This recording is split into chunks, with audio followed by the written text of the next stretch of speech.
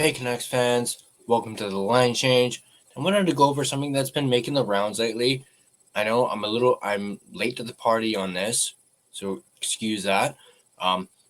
But what's been making the rounds lately is the idea of the Canucks targeting Steven Stamkos. But before we dive into that, I want to quickly give a shout out and thank you to my sponsor, Gassy Jack Art, maker of this amazing artwork you see behind me, and you guys can check him out yourselves at gassyjackart.com. I believe he still has his buy two get two free sale going on, so go ahead, take advantage of that while you can. Once again, it's gassyjackart.com. Go ahead, check him out. He's got some great stuff, and I absolutely love supporting his artwork. It's amazing, just the attention to detail that he does. But let's talk about Steven Stamkos, shall we? First off, my initial thoughts and reaction to hearing about this absolutely reeks of desperation. This is a desperation idea, in my opinion.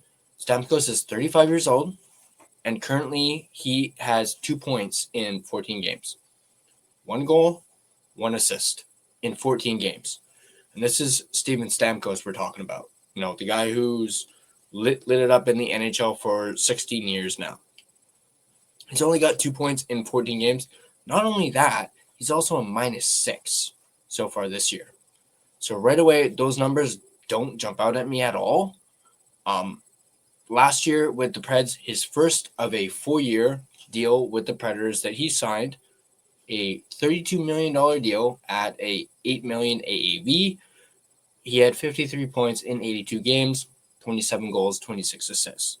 So that doesn't really scream to me Steven Stamkos. He obviously had a down year his first year in Nashville, obviously with that whole, thing with Tampa at the tail end of his time in Tampa. There was all that crap with him and re-signing and whatnot, and Tampa kind of giving him the short end of the stick.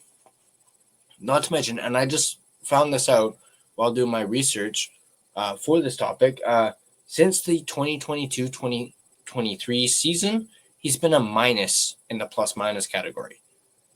Yeah, I went and looked back at his plus-minus. He's been a -5 in 2022-23, a -21 in 23-24, despite him having 81 points and scoring 40 goals. He was still a -21. And then last year, his first year with Nashville, he was a -36. And then this year, he's a -6, as we mentioned. A lot of people I know don't really look at plus-minus, but still, seeing that, it kind of jumps off the page at me, going like, uh-oh, like, The only thing that really stands out to me positive for Stamkos, at least this season and for his career, is his face-off percentage, which is a 54.4% this year, and his career average is 50.4. So he's pretty good at the face-off dot. So, and that's exactly what I feel like the Canucks are lacking right now. It's what they need. Like, yes, the Canucks have Aatu Räty, who's by far their best face-off guy right now. But Räty is very young.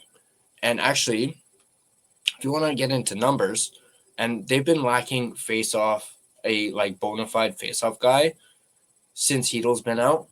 Now, PD's obviously been struggling in the face-off dot. And as I mentioned, Räty right now is their guy for the face-offs. And right now, Räty is actually at a 56.3% in the face-off dot this season, and his career average is 56.6. So he's actually better than Stamkos at face-offs, like career-wise, and so far this year, at least according to NHL.com. So as I said, he's slightly above Stamkos. So do you really even need Stamkos for face-offs? Or do you just roll with Räty, considering he's, as I said, much younger and obviously will get even better as his career, goes along? Or maybe he won't. We don't know. But I mentioned Chytil, and I want to touch on Chytil real quick, as I've been meaning to talk about him. It's been 2 weeks now since he got injured in that game against the Capitals and that hit by Tom Wilson. We've heard absolutely nothing in regards to his condition, his health, like an update or anything like that. At least I haven't heard anything. Let me know in the comments if I may have missed something, but I haven't really seen anything about Chytil and how he's doing and whatnot. And it's been 2 weeks. And he's been out that long. And he was put on the active to but even then, that was like October 20th. It's now November 4th. And we haven't heard anything from management about him. So I don't really understand that.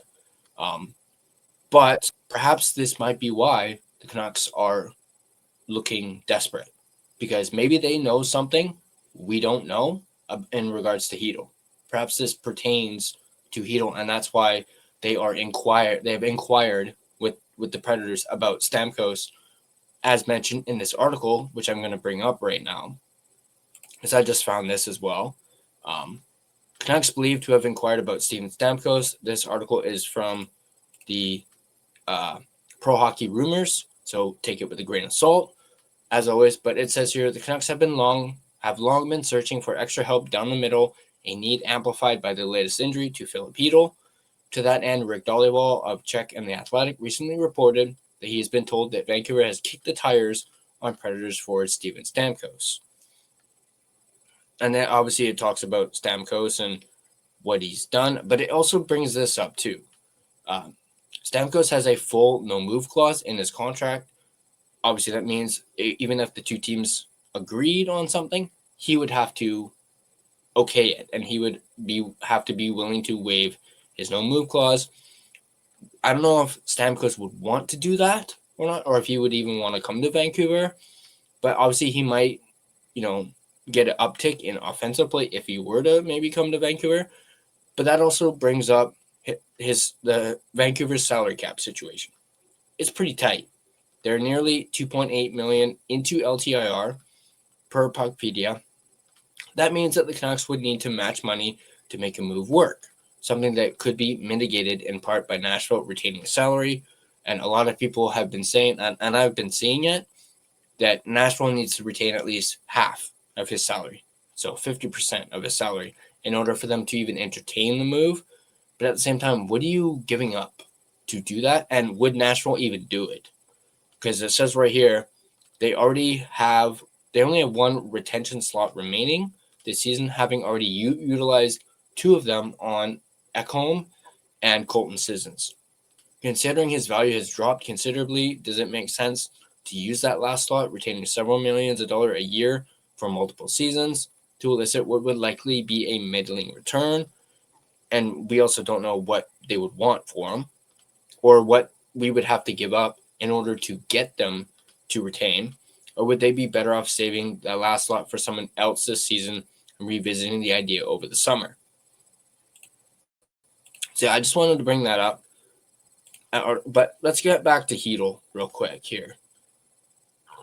But as I mentioned, we've heard nothing about Chytil, and this might be why the Canucks might be getting desperate. I've made it known, at least if you've caught my post-game shows, I'm not optimistic about Chytil coming back at this point. I'm really not, and that's just based off of how we haven't heard anything. And when I see something like that, it's probably not good, or else I'm sure they would have wanted to, quell the rumors and people saying like, "Oh, Chytil's done. They really want to quell that, and they haven't. So,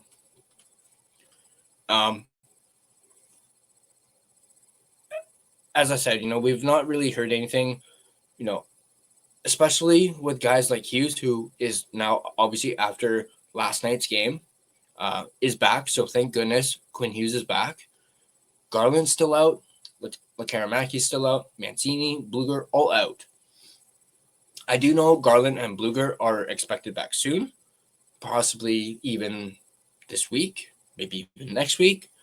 So we've gotten updates on them, and they got hurt, with the exception of Bluger, after Chytil, and still nothing on Chytil. Like, I really just don't understand.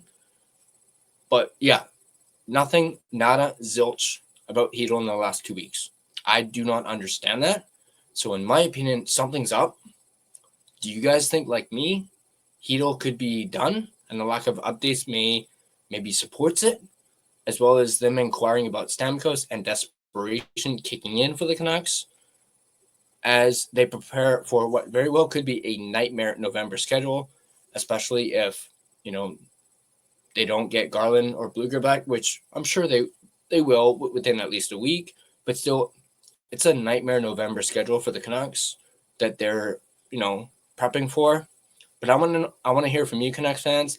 Let me know in the comment section down below what you guys think. Do you guys agree Chytil might be done? Or what are you guys' thoughts on this whole Stamkos thing? Personally, as I said, I'm not really a fan of it.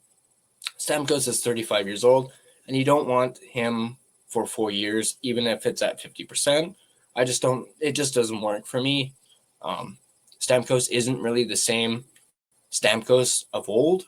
He's kind of gone down since being traded to Nashville. But I want to know what you guys think. Let me know in the comment section down below. And as always, if you guys like this video, be sure to hit that like button. And if you want to stay up to date on all your Vancouver Canucks content, be sure to smash that subscribe button and turn on your notifications so you don't miss a single video. You can find and interact with us on social media. We're pretty much everywhere on social media: Facebook, Instagram, X, TikTok. Feel free to give us a follow on all of our social media platforms. And if you prefer an audio version of this podcast, you can find us on both Spotify and Apple Podcasts. On Spotify, feel free to give us a follow, as well as rate and review. It's, of course, greatly appreciated. And it really helps out the podcast, especially on Spotify. But that's going to do it for me. As always, let's go Canucks. And I'll see you guys in the next video.